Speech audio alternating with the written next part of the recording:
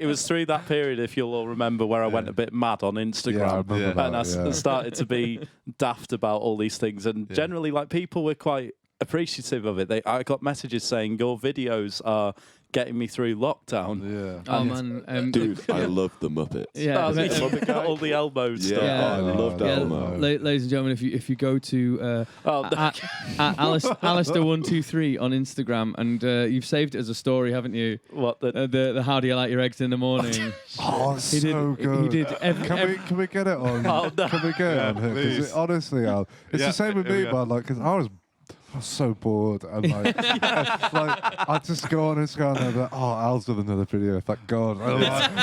Dude, it was the highlight of the day for so long. Today? Well, so good, man. The stupid thing was, it started to give people structure. Like, people would say that they'd noticed. I'd get up at, like, generally in a way that I hadn't before.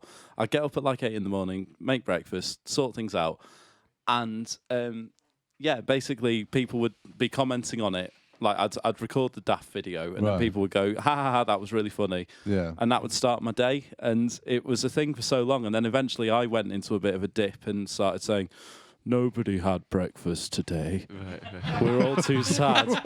Because, truth be known, I couldn't be asked to get out of bed and bother with it. Yeah. And here we go. Oh, no. This is some of it, yeah.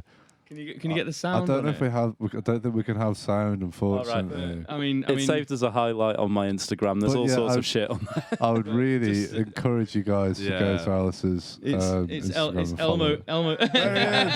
Yes. Day 18. Day 18, man. Right, I basically, I don't know if I got to 100. I think I might have done, but basically started. Look at that, man. It's brilliant. It was. Like, I remember, like, if I spoke to people who maybe, like, because I don't know, that people know that Al and I are particularly close. Like, they'd speak to me and they'd be like, "Oh man, I'm loving Al's things," or like when it was when you started to drop off and you kind of gave up, like we all did. Like, people would be like, "Oh, is Al okay?" I had that. Like, are you all right? I haven't seen anything online, which generally was based around kind of workflow and sense of purpose and that sort of thing. Like, for a while I was mad, and then got the job at Shindigger and started having a focus, a thing to do, and it's like, I don't have time to do the recording thing, and then the daft videos, and then and then ended up having to move house in the period and everything like that. I sort of dropped off a bit after that, and that was sort of my lockdown 2 and 3. It just felt like I was at that level again. I didn't really fancy doing it, which is mad because I can be daft, generally, but I just didn't feel like it. And that was when I felt like I lost my sense of self for a bit. Yeah. But again, that's all linked into the kind of mental health stuff that I've been working through and trying to work on. And just generally, with life starting to open back up again with the gigs, and, we've done a few gigs since the... Yeah, we fucking have. And that's, it's me getting my essence back, which has been really important, I think, because I haven't been able to sort of sit and write songs about how I'm feeling because I don't know how.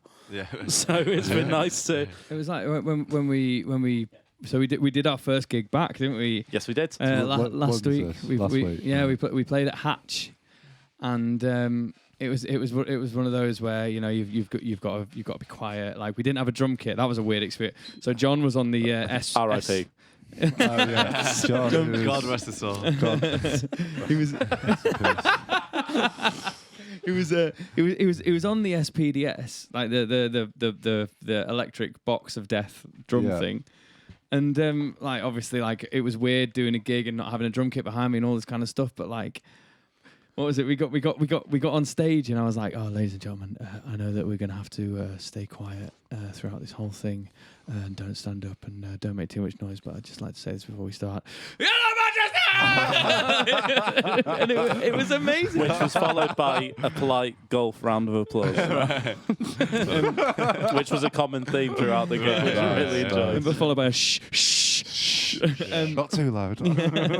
But we got off stage, and, like, I can't. I mean, we had a bottle of brandy, but, like, I can't remember most of the gig. Like, it because just sort of happens. we finished, and I just turned around to Al, and I just gave him this.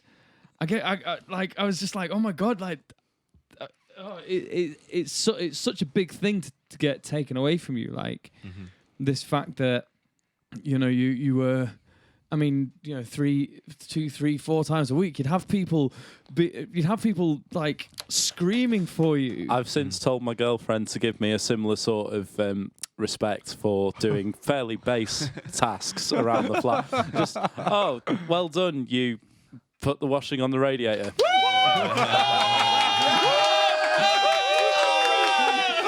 Thank you. I really needed that. Right, now we're back. This is what we were booked for. Thank you for listening. Be sure to subscribe to the podcast to catch up on new episodes every week.